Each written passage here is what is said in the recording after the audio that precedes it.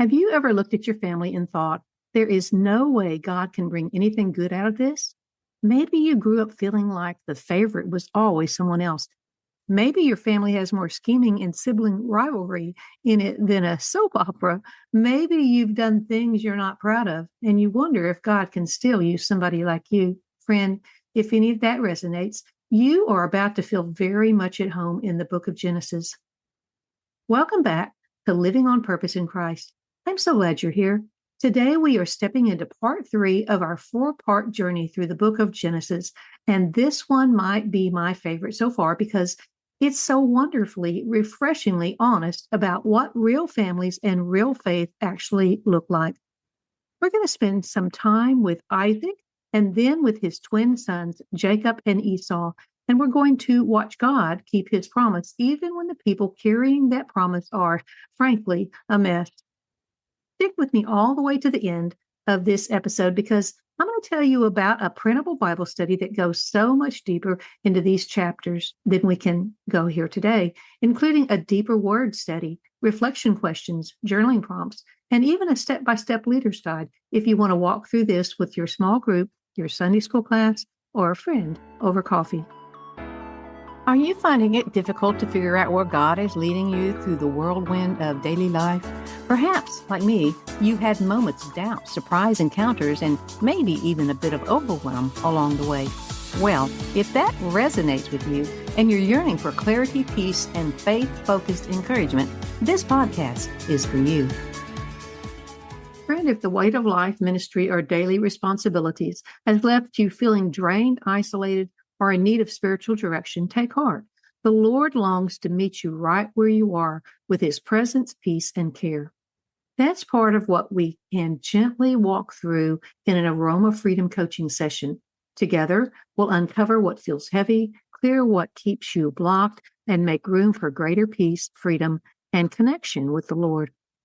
Here's how it works. When we meet for our focused 1-hour private Zoom session, we will start by getting clear on what you want God to heal or strengthen. Through gentle spiritual mentoring, prayer, and the grounding truth of Scripture, we will uncover the specific emotional triggers or past hurts that feel heavy. Then we'll use the Aroma Freedom technique to help you physically and emotionally release those thoughts that keep your mind racing. You'll also receive a bonus Overcoming Limiting Beliefs printable so you can continue this restorative work at home. The benefits of our time together go far beyond a single hour. You will experience a true mindset reset, stepping away from the session with a quieted mind, released emotional baggage, and a clear, peaceful path to partnering with God in your life and ministry. There's a gentle way forward, and I would be honored to walk that path with you. Save your seat now for an Aroma Freedom coaching session at paulabehrens.com/coaching. That's Paula Behrens, BEHRENS.com/coaching, no spaces. Before we dive in, I have a quick favor to ask. If this podcast has been a blessing to you or helped you grow in your walk with Christ, would you take a moment to leave a review? Thank you so much. I truly appreciate your support. Okay, it's time to get started. Grab that cup of coffee, your Bible, and something to take notes on, and let's get back into Genesis, beginning with the story of Isaac. This story often gets skipped over because his story sits sandwiched between two much louder personalities, Abraham before him and Jacob after him. But we don't want to rush past this.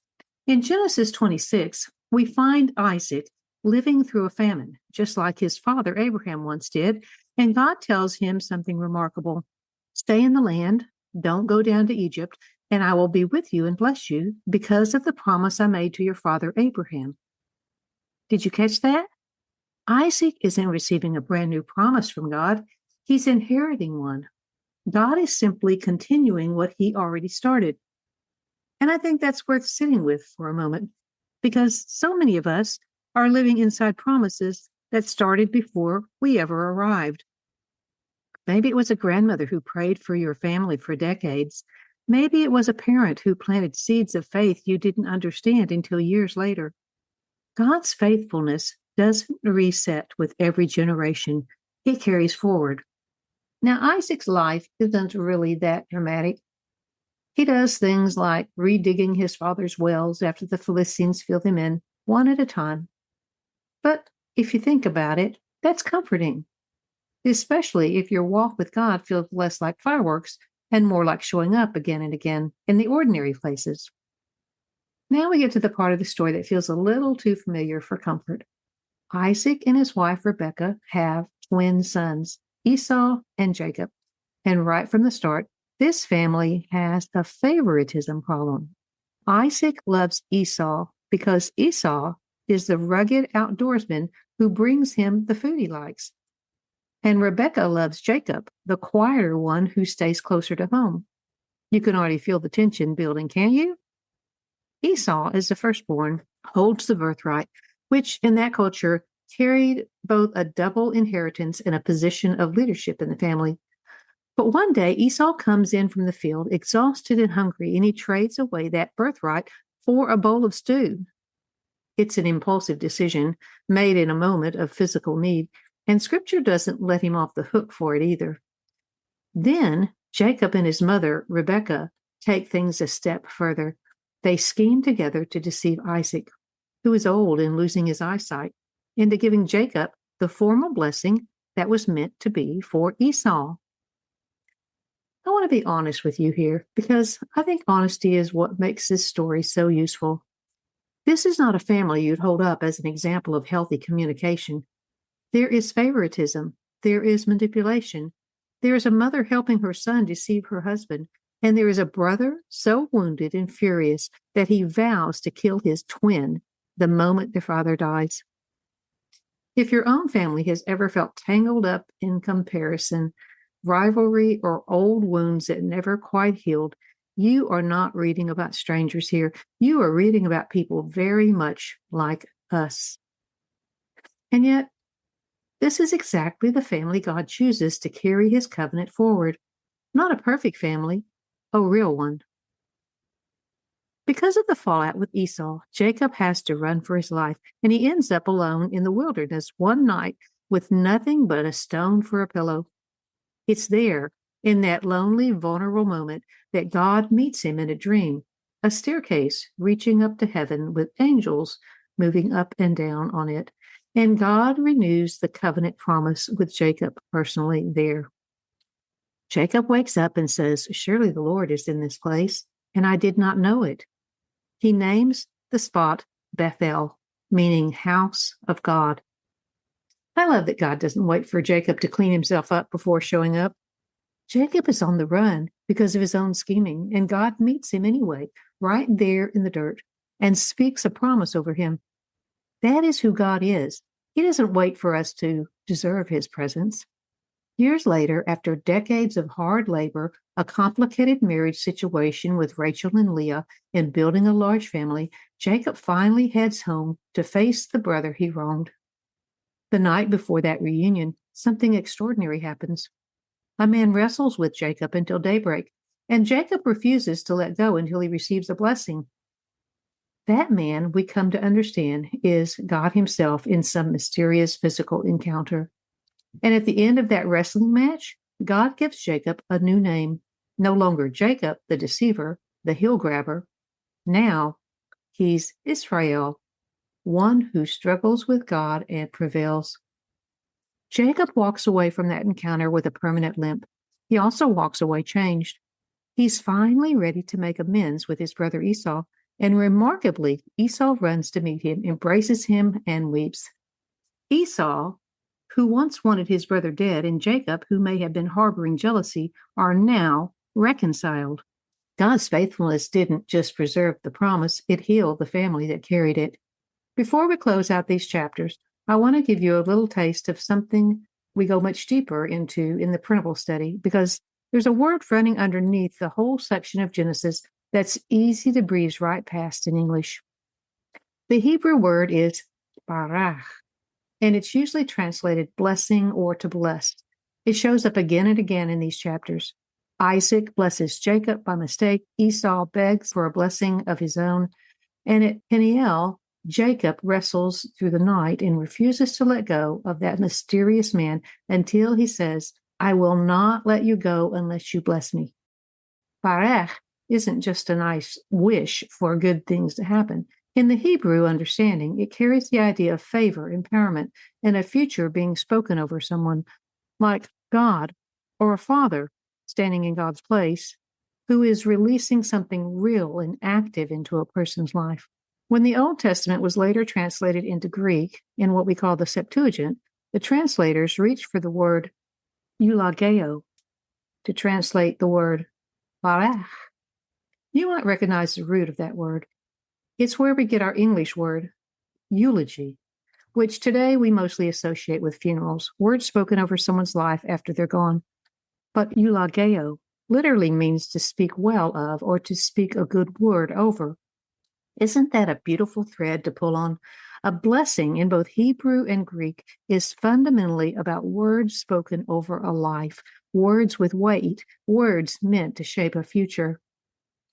So when Jacob wrestles all night for a blessing, he isn't just asking for a pat on the head. He's asking for God to speak something true and good and future shaping over his broken, scheming, exhausted life. And friend, that's exactly what God still does.